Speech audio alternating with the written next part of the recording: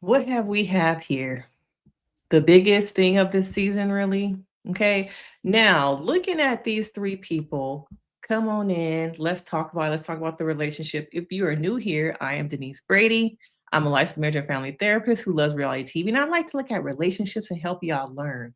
So even if you don't watch the show, okay, you can still get something from this video. So make sure you hit that like, you subscribe, turn on your post notifications, all right? Because you don't want to ever miss a video.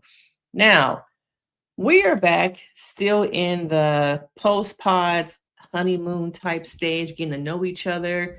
But the whole, this episode 5, I feel like a lot of it has been about Demola. Okay. Everybody's focused on him.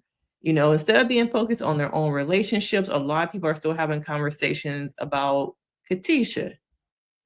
What was it about him? Okay, Javen. Y'all know I'm not good with names. If you're new here, I'm not good with names. Okay. But the gist of it is that people are, to me, wondering how did you turn overnight from being with this guy who seemed like Demola, seemed like he was the one who was really pouring into you, wanted to be with you, but you chose this guy instead. Okay. And what I think we have here is an example of people pleasing, breadcrumbing, and regret. Okay. Katisha and Javin are not going to make it. I'm gonna say that right here, right now. I feel like when we see them in the honeymoon, let's get to know each other. Now that he has got what he wanted, he chased a little bit, but now it's a man who I'm not entertained no more. I got the draws. She came my way. Damn, what am I supposed to do now? Okay, I didn't really plan for all this. Now I came on this show. I thought I was gonna get a trip. I thought I was gonna get some fame and you know some draws, and I got it. I got it.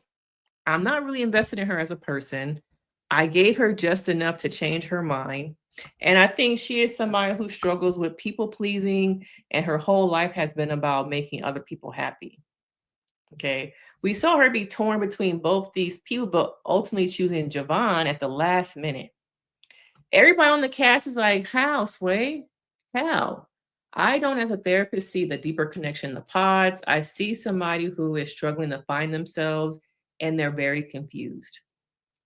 I think she is somebody who doesn't have a lot of confidence inside. We talk about that self worth, self esteem versus confidence. Confidence is physical to me, self esteem is on the inside. What is the inside doing for you? What is it reflecting out? Okay. But I don't see the emotional intimacy that you really need at the foundation of your relationship, that emotional safety to go the long route. And in this situation, you are supposed to get married. You're supposed to get married. But to me, it seems like Javon is more strategic, whereas Demola, sorry, he had more a mesh emotional like richness, the iceberg. The strategic of it was Javon, which is the top.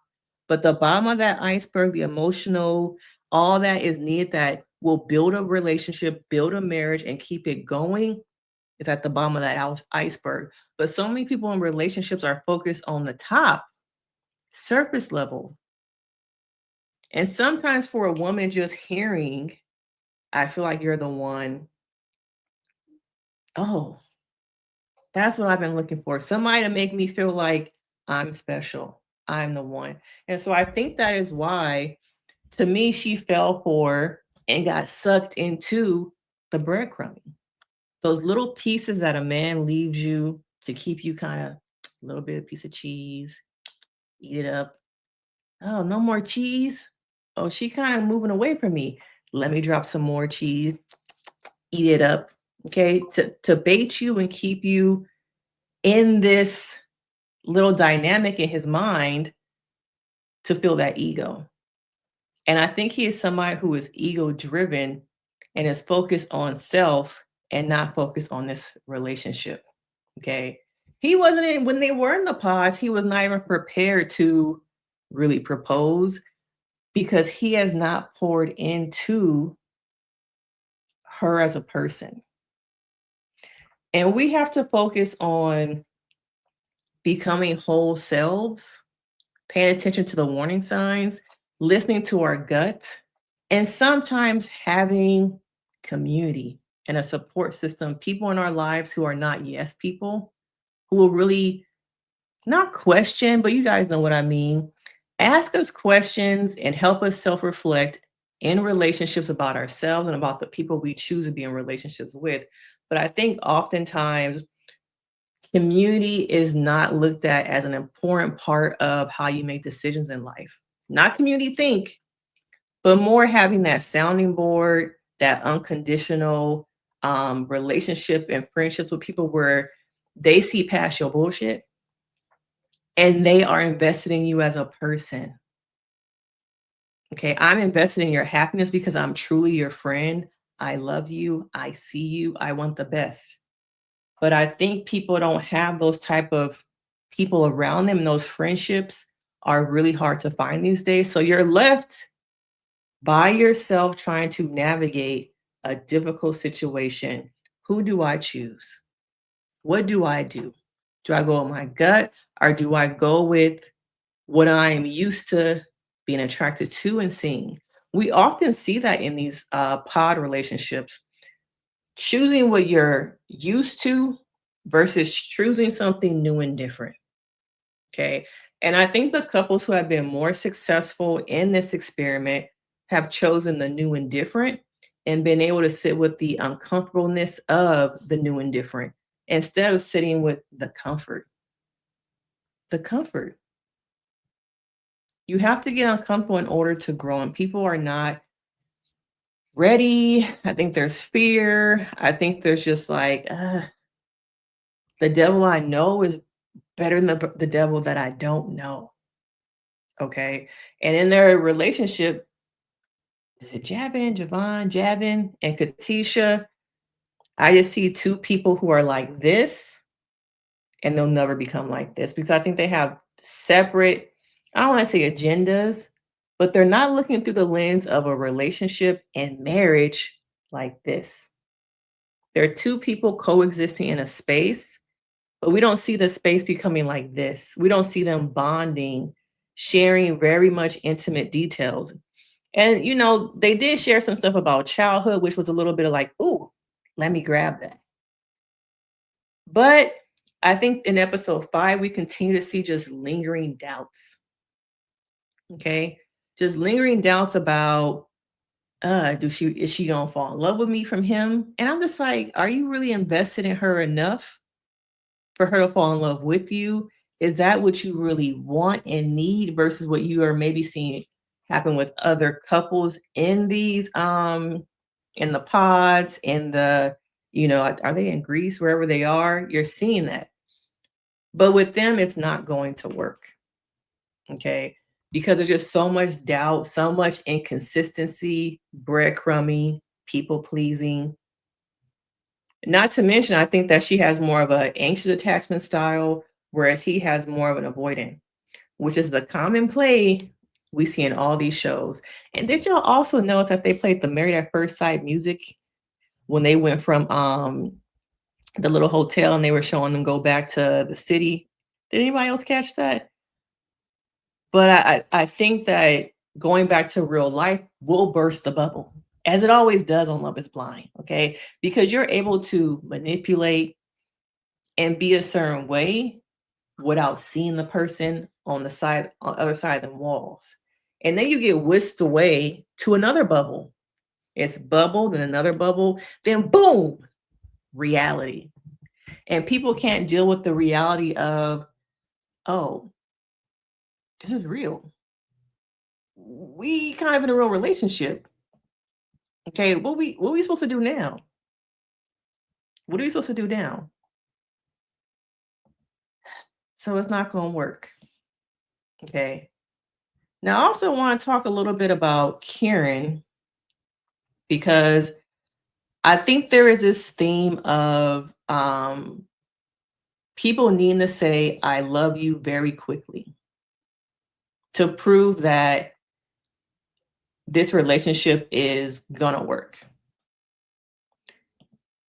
And I want to know from you guys, are these people delulu for wanting the other person to say I love you so fast? Because to me, it feels like a little bit of delusion. Now, while I'm looking for a picture of Kieran, make sure I hit that like and y'all subscribing. Okay. Engaging with the channel. Okay. But Kieran is somebody who wants to hear I love you. And is it realistic at this point to want to hear I love you? And he also brought up how he has a dating app, but he's struggling with dating. Just because you are able to give other people advice, build an app about dating and relationships, don't mean that you ain't struggling yourself. Okay. I need people to understand that those two things are separate.